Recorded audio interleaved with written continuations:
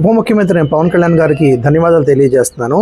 ఎందుకు ధన్యవాదాలు తెలియజేస్తానో చెప్తాను వినండి. పక్కా రాజకీయ వ్యక్తిగా మారిపోయిన పవన్ కళ్యాణ్ గారికి శుభాకాంక్షలు తెలియపరుస్తున్నాను. మన రాజ్యసభ సీటు లింగంనేని రమేష్ గారికి ఇవ్వడంతో పూర్తి స్థాయిగా రాజకీయ నాయకుడిగా పరిణితి చెందిన పవన్ కళ్యాణ్ రాజ్యసభ సీటుకి జనరల్గా ఎవరిని పంపిస్తారంటే సామాజికవేత్తల్ని, నాయకుల్ని, ఆర్థికవేత్తల్ని, మన దేశంలో ఉన్న సమస్యని రాజ్యసభలో ప్రస్తావిస్తారు. దానివల్ల దేశానికి అభివృద్ధి జరిగింది, ఏదో మంచి జరిగితే ఉద్దేశంతో రాజ్యసభ సీట్లు పెద్దల సభ నిర్ణయించారు. అంటే మన దేశంలో ఉన్న రాజకీయ పార్టీలన్నీ ఎవరి డబ్బులు సహాయం చేస్తారో, ఎవరు డొనేషన్స్ ఇస్తారో వాళ్ళకి రాజ్యసభ సీట్లు అందరూ ఇస్తా పోతా ఉంటారు. అదే విధంగా పవన్ కళ్యాణ్ గారు కూడా చేశారు. అంటే ఏంటంటే ఇప్పుడు టీడీపీ అయినా వైసీపీ అయినా వాళ్ళందరూ రాజకీయ పార్టీలను ప్రవర్తిస్తున్నారు.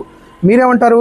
నేను రాజకీయ నాయకుడిని కాదు, రాజకీయాల సమూల మార్పులు చేయడానికి వచ్చాను, నేను వెన్నపూస శుద్ధపూస, నా అంత మంచివాడు లేడు, నేను పక్కా రాజకీయ నాయకుడిని కాదు, నేను దేశంకి సేవ చేయడానికి వచ్చా, రాష్ట్రాన్ని మార్చడానికే వచ్చానంటారు. కానీ చివరికి మీరు చేసింది ఏంది?